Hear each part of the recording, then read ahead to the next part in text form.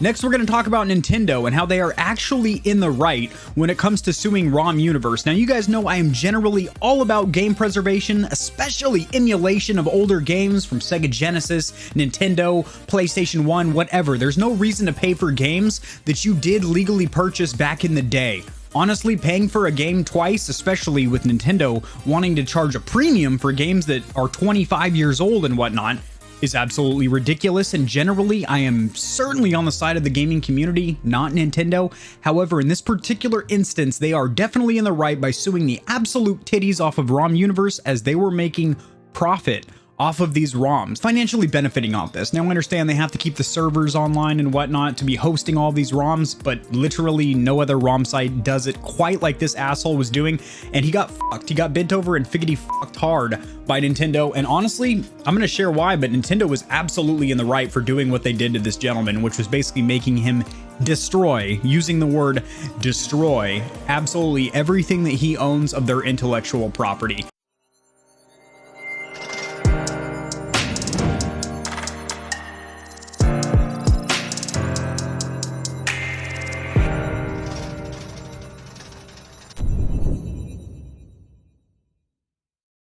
RomUniverse, which is one of the biggest ROM platforms out there, is getting absolutely bent over and taken to Pound Town. No lubricant necessary or used in any of the orifices that have been penetrated. Now, not only is he getting fucked out of his site, which, by the way, I'm gonna cite this article here in a YouTube video, but I've also watched about 3 separate videos from other content creators and read a couple more articles that will be cited. I have gathered a lot of background information about this, and that is why I feel confident saying that Nintendo is actually in the right for what they're doing, suing the shit out of Matt Storman and RomUniverse. Now, like I alluded to during the intro, generally I'm all about game preservation, and the best way to engage game preservation is through emulation, whether it's ROMs and BIOSes, like these consoles I have over my shoulder here, taking the BIOS off of them and maybe using things like multi-carts that have multiple games on one cartridge, because it's literally not practical, it's not cheap, and it's not feasible for most people to have a collection of native hardware like this. In fact, if it wasn't for a YouTube channel and the fact that these look badass over my shoulder, I probably wouldn't own all these. I would just emulate off my PC or off of the Valve Steam Deck when I get that delivered. Emulation's the shit. Matthew Storman over here, the main reason that he is getting absolutely obliterated, not just told to destroy his remaining ROMs, but actually told him he needs to cease and desist from reopening another online ROM store, is because of 2 reasons. One, he was actually charging people about $35 per month for expedited access, quick access to all these ROMs, as where other ROM sites literally give them away for free in a peer-to-peer environment, something like Kazaa or LimeWire back in the day when it comes to movies and music and whatnot. Not only was he gaining from this monetarily, but on top of that, once he was given this cease and desist, he basically was telling people in his Discord and his community that he was going to start another site. Instead of RomUniverse, it'll be called ROM Planet or ROM Knucklefuck or something like that. So he was basically just dunking his nutsack in front of Nintendo, saying, I'm going to keep doing this. La la la, you will never get me. How much?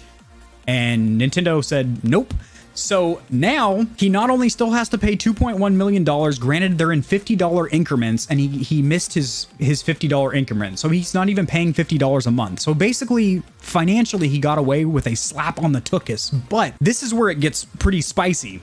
He has to destroy all unauthorized Nintendo games or other unauthorized copies of intellectual property, including movies, books, music, no later than August 17th, which was 5 days ago. It goes deeper than this, as he cannot even for personal use emulate anymore. So like you and I can emulate games that we used to play on the Game Boy back in the day. He can't even for personal use emulate anything. See that little plushie Mario back there over my shoulder? Say I bought that, it's a knockoff. It's not a licensed Nintendo stuffed animal or something. He couldn't even have that in his house. They are literally laying down the business on him thick. And he kind of brought it amongst himself because he was charging for ROMs, which, by the way, ROMs are generally free. There's a lot of other platforms out there. I'm not going to name any of them. Arcade Punk, excuse me. Where you can get free ROMs, emulators, ISO files, etc.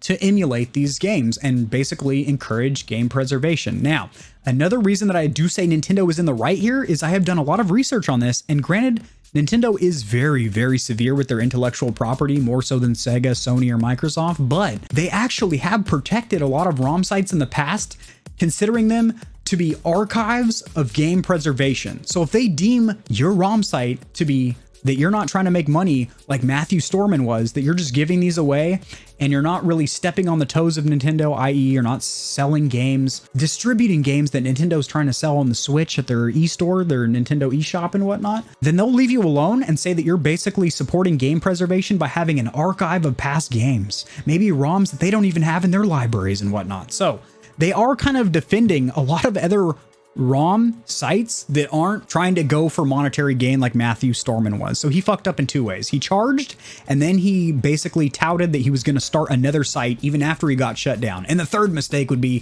he didn't pay his $50 a month. Buck up, Buttercup, grab your ankles, lube up the anus, and just pay the $50 a month. It's a lot better than having to pay 2.1 in bulk. What happened now, where you have to destroy everything that you own Nintendo-wise, and you literally can never, ever open a ROM site again. So I do think Nintendo is in the correct here.